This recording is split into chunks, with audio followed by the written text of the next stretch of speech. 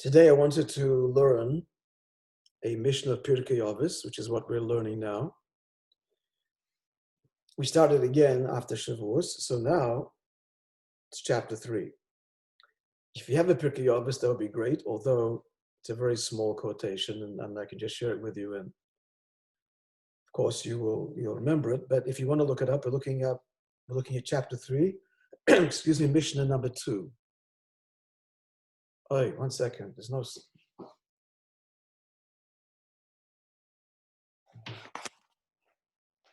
The microphone. What happened to everything? You hear me? I guess it's the microphone of the computer. You hear me? I think you do, right?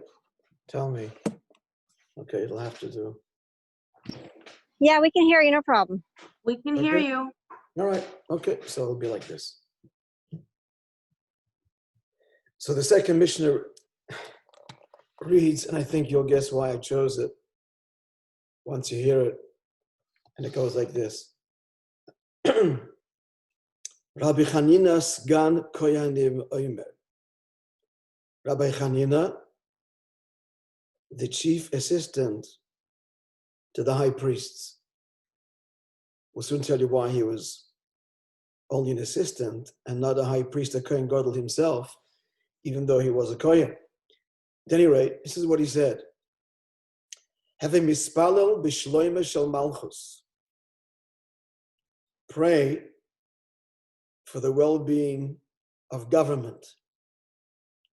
Shalil moli meira, for if not for the fear of it, the fear of government, ish esre'ehu chayim blo'oi. A fellow would swallow his fellow alive. How's that?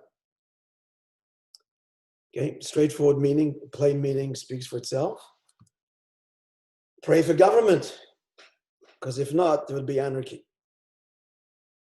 And a fellow would swallow his fellow alive. Let's probe a little bit deeper. First question is, who was Rabbi Chanina Sgan Koyanim? And why was he the assistant to the Koyanim and not a Kohen himself, a high priest, since he was a Kohen? He was an assistant to the high priests. So he lived during the destruction of the second Beis Hamikdash. In fact, he was a repository, a source of many of the rituals and observances that were done in the Beis Hamikdash. He was a source for that because he lived during that time. So first of all, we note that he's described as the assistant to the Kohanim in the plural.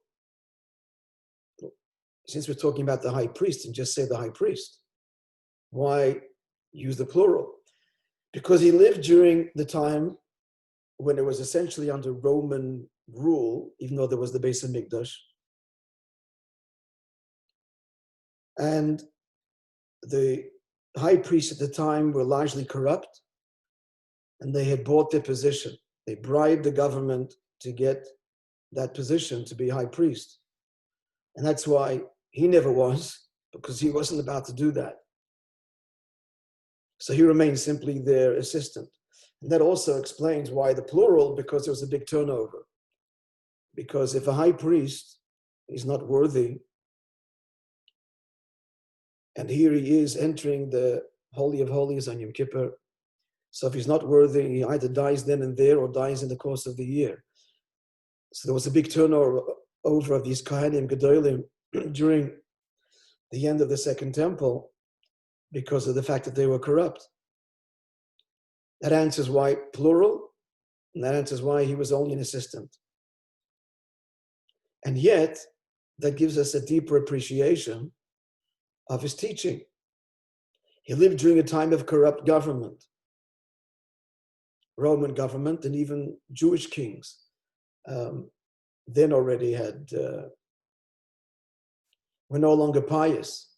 Nonetheless, he maintains that government is better than no government at all, even if it's far from perfect, because if not, there'd be total anarchy. That's a simple meaning of his teaching. I should point out, friends, that his yahrzeit is tonight. He was in fact martyred by the Romans. He's one of the 10, the Asara Rugi Malchus, the 10 sages that were killed over a span of many years, but 10 sages that were killed by the Romans, whose story we recount vividly on Yom Kippur.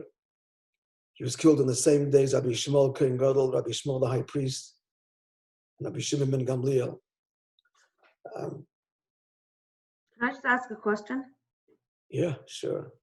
The government he's referring to, does that mean foreign, or would that mean like the Jews' own government? Like, is it a reference to the Roman establishment? Both. Uh-huh. Both, yeah. But even the non-Jewish, they were ultimately the authority. The kings were just, vassals. Israel was a vassal state at that point. So the ultimate authority were the Romans. So yeah, he's referring to them as well as, the Jewish kings at the time. They were all descendants of the Hashmonaim. And they actually were not necessarily, only the very outset after the story of Hanukkah. But after that, things slipped into decline. So all around, it wasn't exactly the ideal model. And yet, he's saying, and he himself is a victim, although he said before he died, he said to his colleagues that we deserve death at the hands of the King of Kings. They are merely agents. That's what he said. The Roman government is merely an agent of a divine decree. At any rate, his basic message is that without government, of even imperfect and corrupt, there would be total anarchy, and society would self-destruct and fall apart in no time. That's the simple meaning of his teaching. Now, probing a little bit deeper, he says, "Have a mispalel b'shloime shel malchus." Pray for the well-being of government, but that could also be read as that the government should be well, or at peace, a harmonious government. That the government be peaceful. Again, the word shalom means peaceful. So not only pray for its welfare, that government continue and not be deposed, leaving anarchy, could also be understood as meaning pray for that the government that exists should be a peaceful government, and that's an obvious virtue as well. And that's conveyed in his words. Was that clear? It's not the literal meaning, but he's hinting to it. Pray for the government that it be a peaceful government within itself, and then with the citizens of the country. And by extension, the commentaries explain that although he lived at a certain point in history under Jewish and Roman government, it's a general message at all times, wherever Jews are, to pray for government, A, and B, pray that it be a peaceful government. Okay? So that's the simple meaning of the Mishnah. To go a little bit deeper, okay? The Rebbe's commentary. The Rebbe has 4 questions on this teaching. One answer to all the questions. And they are, Pirkei Avot, or Pirkei Avos, is, in the words of the Talmud, a code of behavior that goes above and beyond the letter of the law. In the words of the Gemara, the Talmud, he who wishes to be pious, a chassid, the halachic definition of chassid means someone who goes above the letter of the law. So the Hasidic movement was so called by its opponents. They meant the term sarcastically, because, well, there was this new piety that the movement had brought with it, all kinds of customs and levels of observance that went beyond the law and tradition, and so they called them in a kind of derogatory way Hasidim. But the name stuck. The name stuck, and it's true. Hasidus does bring an inspiration and a level of observance beyond the basic mandate. So back to Pirkei Avos, the Talmud says, that he who wants to be pious should learn Pirkei Avot, which means everything we learn here is above the basic law. Now, if the instruction here is that, as we take it at the face value, that without government, people would destroy each other, so pray for government, this shouldn't appear in Pirkei Avos. This is like a basic requirement. It's a basic requirement that people don't kill each other. And if part of that means praying for the welfare of government, then so be it. Pirkei Avos, again, doesn't deal with basic requirements, not dealing with people killing each other. This is all a code of behavior beyond the letter of the law, certainly beyond anarchy. So what's it doing in Pirkei Avos? It's too basic. It belongs in the Talmud in general, not in this collection of teachings, which is all about a very pious behavior beyond the mandate. Is that question clear? Did I make it clear? Yeah? Okay. That's question one.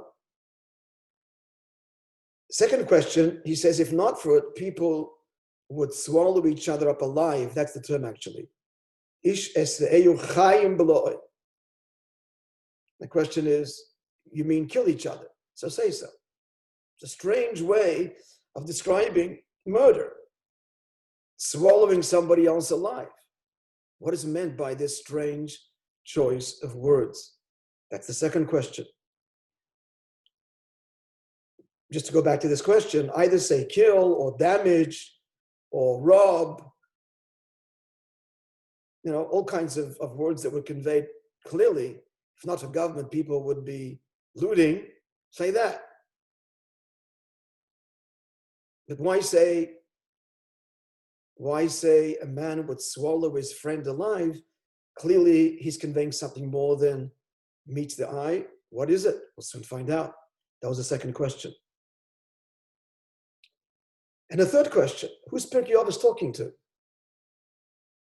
It's talking to a Jew who seeks a conduct, a behavior that is pious. So first and foremost, it's addressing the reader. So when it says a man would swallow his friend alive, we're not talking about people out there necessarily. We're talking about the reader of Pirkei Avos. Who's reading this? This is a Jew who's reading Pirkei Avos, because he wants to serve God beyond the letter of the law. So to such a Jew, we have to tell him, you could swallow up your fellow. So pray for government to prevent you? Really? Someone reading Pirkei Avos, would we suspect that he would swallow his friend alive? Again, pointing to a deeper layer of meaning here. All right, that question was clear. Number three. And the fourth question, which I kind of addressed already, and that is, why is it that Rabbi Chanina ben Trajan is saying this teaching? We kind of got a basic answer to that. Because he lived under a time of corrupt government and still said it's better than no government at all. He's very equipped, wrong word, but he's fully justified in saying this teaching, living under a government that was far from perfect. So he's qualified to teach this. We're going to go a little bit deeper as well as to why he says this teaching. And I want you to know the question number 4 is unique to the Rebbe's teachings, but not necessarily. All the commentaries often point out when a sage says something, why is this sage saying it? It's not an academic teaching. It's something that he lives and embodies. So why is Rabbi Chanina ben Trajan, Rabbi Chanina Skan Koyanim, why does he give this teaching? Although we already gave an answer, we're going to go deeper still. So to summarize our 4 questions now, first one is, why is this teaching in Pirkei Avos? If this is a teaching that addresses avoidance of murder and pillage, doesn't belong in Pirkei Avos. Secondly, what is meant by swallowing alive as opposed to damaging, looting, killing? Want to spell it out? Third question, the Mishnah addresses the one who reads it personally. So the reader of Pirkei Avos, the Jew who aspires to be pious, has to be told, if you don't pray for government, you would swallow your friend alive. What is meant by that? And finally, again, the connection to the author. All right, friends, so the questions, we understand the questions. I don't mean the answers to the question. I mean, do we understand the questions? Yes? So I'm going to just, okay, need to get your, good. Okay, most of you are hiding behind your screen, so I don't know. All right. Okay. Answer to the above, the deeper meaning to the Mishnah now.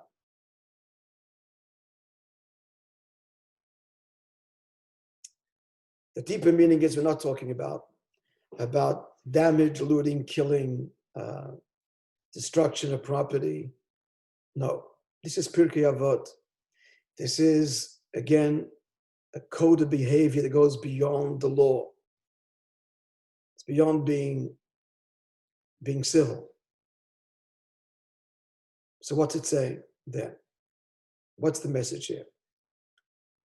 It is as follows. It's quite possible that a person makes the following calculation and has the following attitude. He's learning Pirkei Avos, right? Who's the reader of this? The assumption is basically we've mastered the Talmud, all of Jewish law. Now we want to go beyond. So you're a scholar. The reader is a scholar, and righteous and pious. So such a person is likely to look at his fellow Jew, not every fellow Jew, but a fellow Jew, and consider him to be just not in his world. So in his view, he swallows him up alive. He sees that the person is completely absorbed within him, as it were, not able to contribute anything. Whatever you have, I've got already. So he looks at the other, dismissing him, not killing him, God forbid. That's what's meant here by swallowing him alive. Meaning to say, yeah, the person is there. He's a creation of God. He's a living human being, and to be respected and dealt with, of course, respectfully as demanded by Jewish law. But his attitude is, he swallowed him up. He looks at him and just doesn't see anything, any virtue. Again, whatever this person has, I've got. It's in here. So it's a dismissive attitude. And that's an attitude that can well nigh exist. Dafke, because a person is scholarly and pious and charitable and every other virtue, and looks at somebody else who doesn't possess these qualities, and says that therefore in his mind he's swallowed up. Like it doesn't exist for him because he has nothing to contribute. That's an attitude that the scholar may suffer from. So what's the solution? What's the solution? Objectively, he's right. This fellow has nothing to contribute in no area in life. He's a bigger scholar, he's more pious, he's more charitable, more hospitable. He's a nicer person. So he looks at the other fellow and that's it. Swallowed up. In my world, you have nothing to contribute. He might say good morning and greet him. I'm sure he will because he's a nice person. And the Torah says you should greet your fellow before he greets you. But that's out of duty. Out of duty. Good morning, good evening, hello, goodbye. But in attitude, complete dismissal. And it's that Pirkei Avos seeks to rectify. You can't fault this person on a behavioral level. He hasn't said anything that's inappropriate. He's on the practical level respectful. If that person would require something, he would certainly be there to help him. Maybe even the first person to help him. But his attitude, Pirkei Avos deals with above the behavioral letter of the law. What's going on in your heart? You've simply swallowed this person up alive. All right, question? Yeah. Doesn't the scholar know you should love your fellow like yourself? He does so. He loves him too. No, that He was a loves very him. arrogant description. Well, so far it's a pretty accurate description. No purpose. He doesn't know what value he has to Not for him. me. Not for me. Nothing to contribute to my life. I can teach you a thing or two. Go argue with him. How are we going to rectify this? How are we going to change his attitude? Based on what? Give him all kinds of arguments that this person has virtues and stuff. He says, any virtue he has, I read in the books, I know about them, and he's not telling me anything I don't know. So the Mishnah continues and says, here's the answer. Pray for the well-being of government. What's the deeper meaning of this? We're going beyond now in the literal meaning of without government, there's anarchy in the streets. There's looting, burning, and you're afraid to step out of your house. We're going beyond this now. That was the simple meaning. Now in the light of Chassidus. So in the light of Chassidus, excuse me for a second. I'm just going to get a glass of water. Maybe it's going to help.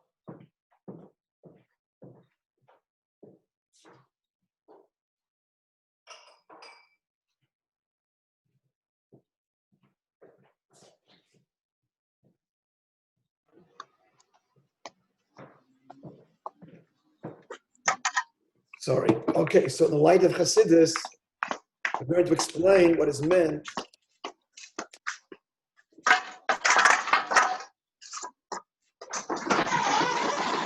pray for the well-being of government. Okay. How did that happen? Okay, here we go.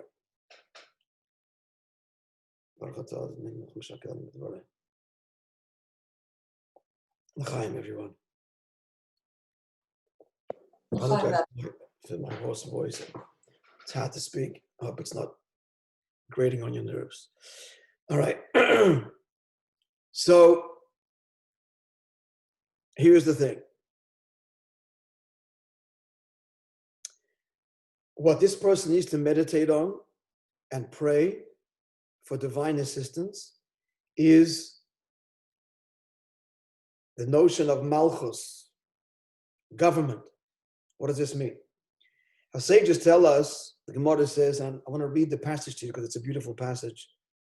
Malchus da'ara ke'ein malchus da'rikia. Earthly kingship is a reflection of heavenly kingship. Here's the story. It's going to be useful for us to understand what that means by looking at the story.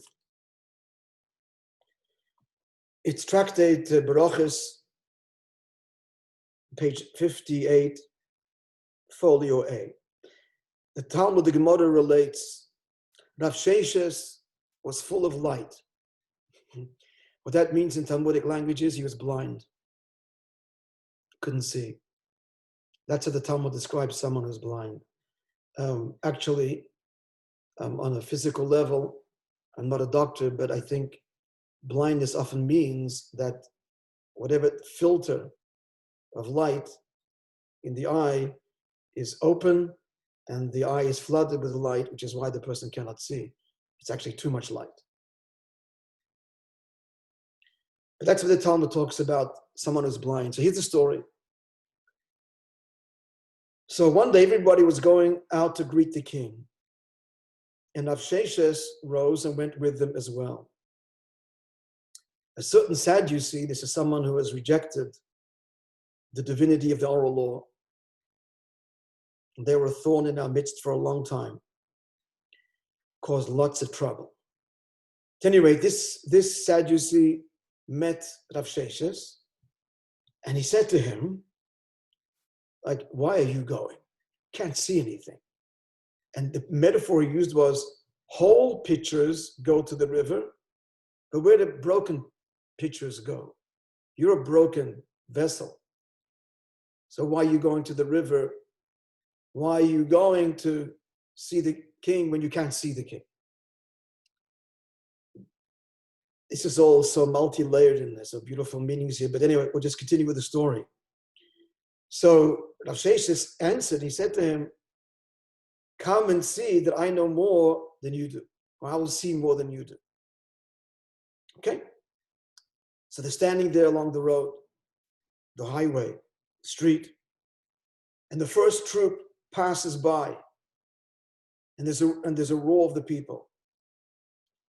So when there was a roar, the Tzeduki, the Sadducee, said to Rav Sheshes, he was mocking him, and he said, the king has come. That's why the excitement. Rav Sheshes said, no, he's not coming. A second troop, soldiers, it's a whole parade, pass by.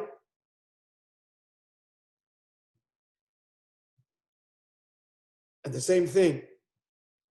When the roar came from the crowd, the Sadducee said to Rav Sheshes, now the king is coming. Rav Sheshes says, no, the king is not coming.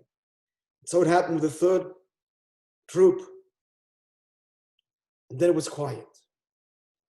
And then Rav Sheshes says to him, it's now certain that the king is coming. Which is what happened in the silence. And then he asked him, from where do you know? How did you know this?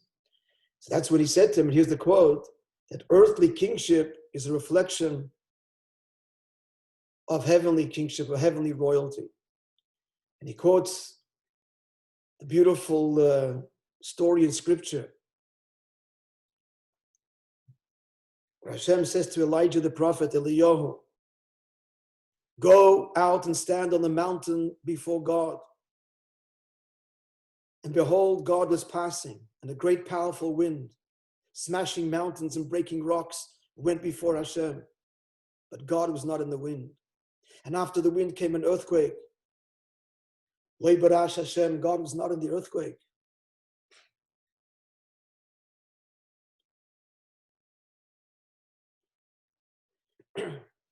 And after the earthquake came a fire, and Hashem was not in the fire.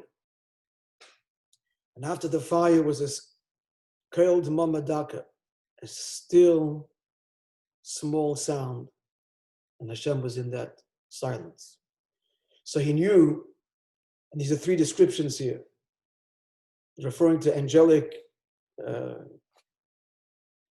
creatures and heavenly entourage, that God was in the still, small voice.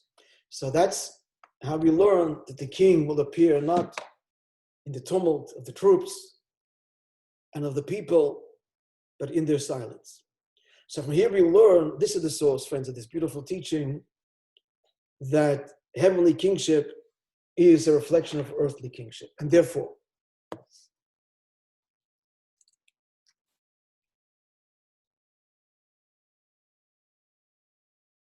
here's the point. In the presence of the king, all are equal. In the classroom, we're not all equal. And in other relationships where there's a provider and a recipient, not all equal. Some are more significant, less significant. We have different roles to play, etc. But not so in the face of kingship. The king rules on the one hand from the distance, doesn't have an intimate relationship with the subjects. And because of that, so everybody is equal in the king's presence. And that's what we're told. That's what this individual who suffers from the attitude of swallowing up his fellow, we tell him, look at kingship. Pray, we tell him pray, that God help you feel his kingship, his sovereignty. And in his sovereignty, as the story I just shared with you, all is silent in the presence of the king, which means all is equal. And if all is equal, you'll look at your fellow completely differently. Not only does he have something to contribute, but his contribution and his place is no less valuable than yours. He's in fact an equal. And that's what we tell him. As we say in the praise of Rosh Hashanah and Yom Kippur, And all who believe that he is Kol Yochel, capable of all, before whom great and small are equal. And that's the meditation. That's what we're saying on a deeper meaning. And we're telling him, to pray for divine assistance. Because obviously, you're not feeling this. You're not feeling God's kingship. It seems that your own achievements, scholarly achievements, and pious achievements themselves have blocked you and are interfering with you feeling the sovereign presence of God before whom we're equal. So pray that he opens this up for you, and pray that you begin to sense and feel this. And that's your answer.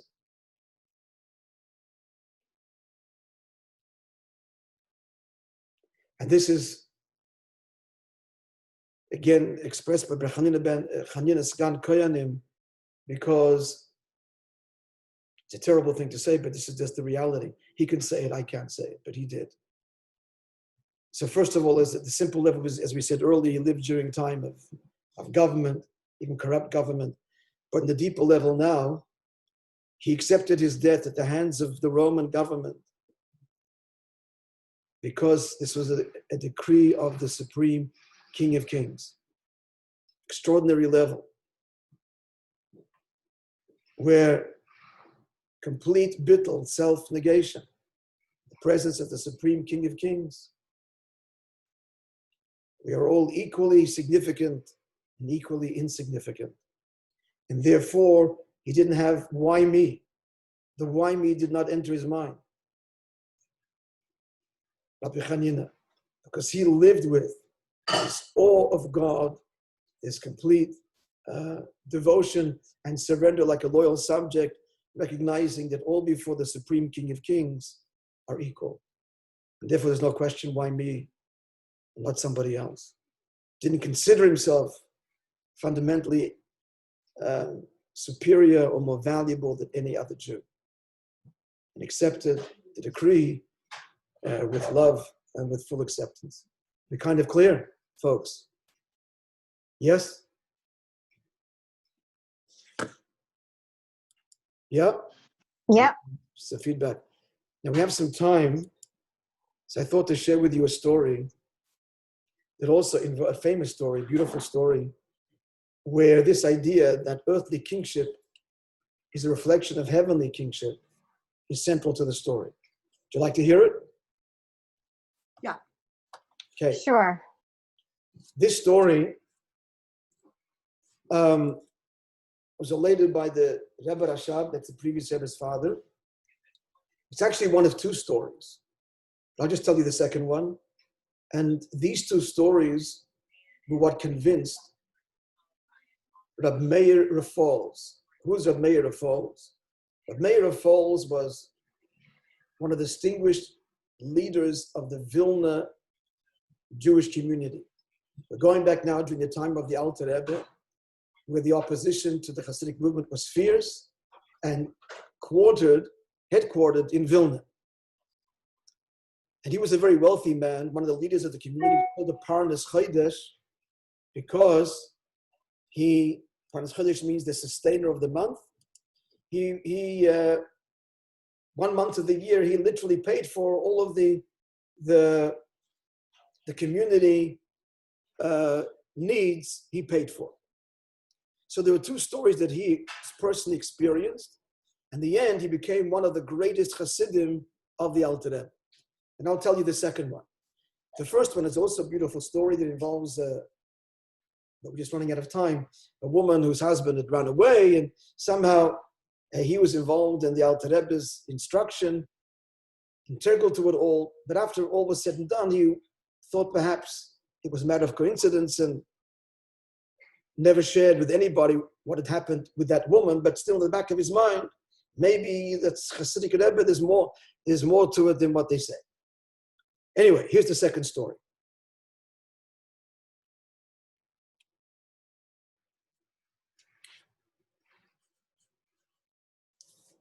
The second story is as follows. There was a chassid who was once passing through Vilna. Now this chassid was a big scholar, a very poor man, however. So he was going to spend Shabbos in Vilna. He was on the way, in fact, to the Alter Rebbe. And he went to the shul. And there he took out a volume of Talmud and begins to learn. Now the shamus, the beadle, the sexton of the shul, he sees, obviously a very poor fellow, but he's listening to the way he's learning. He sees that he's no ordinary poor beggar. He's in fact a profound scholar. So, and he's not asking for alms either, which was unusual. He was content with his little crust of black bread and herring, which he took out of his little knapsack, and water. So Friday morning, he spent a few days there. And Friday morning, he asked him where he's going to spend Shabbos. The chassid said, in shul. He said, look, said the beadle, the shamish, there are many well-to-do householders who would love to have you as their guest. They see that you are a Talmud Chacham, a scholar, and they want to do the mitzvah of hospitality, and they would love to perform this mitzvah and have a guest at the Shabbos table. So instead of your black bread and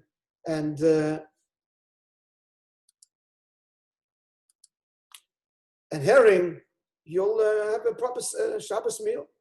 No, thank you, says the chassid.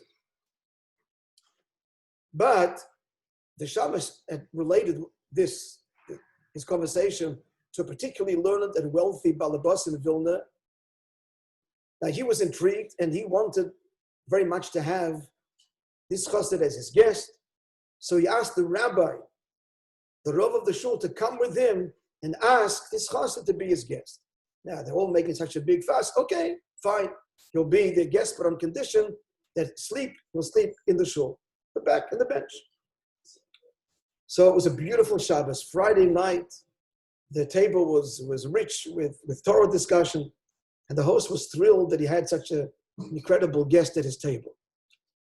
It happened at the end of the meal Friday night, just before the grace after meals, the host sighs. Spontaneously he sighs. The next day, at the Shabbos meal, the Shabbos day meal, again a beautiful meal with song and with, most notably with Torah discussion. The same thing repeats itself at the end of the meal. The rich man sighs. This happens again at the third meal, the Shalosh Shudas. It happens again at the Mlava Malka.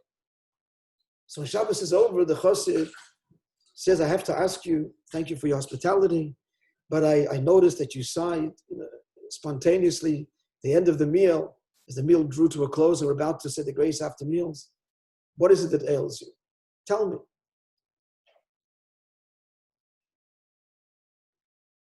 So, okay, he says, he takes him to his office, his cabinet. He tells him that my partner and I have been slandered to the Russian government, and we faced 3 years in Siberia for evasion of taxes and whatever it was. And they appealed. It was quashed by the regional court, and the verdict was confirmed. But it's going to be reopened for the last time in St. Petersburg, and God knows what the outcome is going to be. Doesn't look well. So the chassid says to him, listen to me, my friend. I want you to know that I'm a chassid. He had never let on that he was a chassid. All his discussions at the table were all Talmudic. He didn't bring chassidus at all into the discussion. Or if he did, it was so subtle, nobody realized. He said, I'm on the way to the Alter Rebbe. Come with me. And I've no doubt that the Alter Rebbe's blessing and guidance, and you'll be helped. The fellow said, I need to ask my partner. So he consults with his partner. He says, that's all we need now. All we need now is to be associated with the kat. The kat means the sect. That's how they were called in the Chassidim in those days. With all of our financial woes facing Siberia, to be ostracized by the community, dealings with Rabbi Shneur Zalman. No. But the host is saying, but 3 years Siberia we're facing.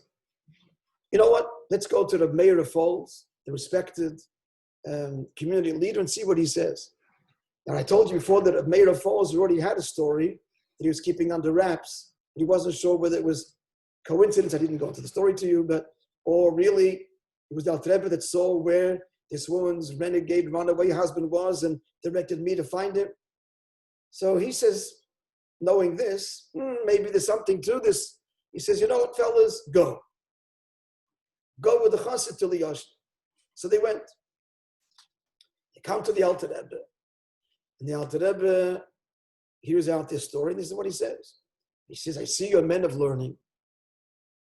He says, tell me, the Gemara says, what's the meaning of that earthly kingdom is a reflection of the heavenly kingdom?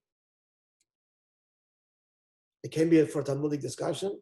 They didn't answer. They stood in silence. So the Alter Rebbe said, here's an answer. Just like the heavenly kingdom, or the earthly kingdom, the king is not referred to by his name, but is referred to as the Tsar. So too, the heavenly kingdom. We don't refer to Hashem, Yud-Kei, Vav-Kei, we don't refer to it the way it's written, but we refer to him as Adonai, Lord, not referring to him by his essential name. That was it. He didn't respond at all to the entire request. They walk out of the Alter Rebbe's room, we made this trip for nothing. All hopes are dashed, and it'll be what it's going to be. Finished. They harnessed the horses, and they read, this whole thing is this whole Chassidus, it's all true, it's all nonsense. He's playing with us, he's giving us this teaching. And they go back to Vilna and they tell Rabbi Meir that was crazy. We came for this, and he gives us this teaching on the. Anyway, Rabbi Meir himself says, yeah, well, the first story was coincidence. The Hasidic movement, all that they say is true, and it's all fantasy at best. A few months pass. The day the trial in St. Petersburg is set. Meanwhile, they can consult the top lawyers, and they're all telling them that the case is hopeless. Only one thing they can do: beg. Who can you beg? You can't reach the Tsar. So if you can fall at the feet of the Minister of Justice and beg him for mercy, then maybe there's a chance. So they make their inquiries, and they find out that the Minister of Justice every day at a certain hour would walk in the local municipal garden. They come to the guard there, they bribe him to allow them to be there at that moment and to approach him. As Providence would have it, on that day, it wasn't the Minister of Justice. He didn't go on his customary walk. And instead, as it happened, the Minister of Education was taking a stroll in the garden, in the park.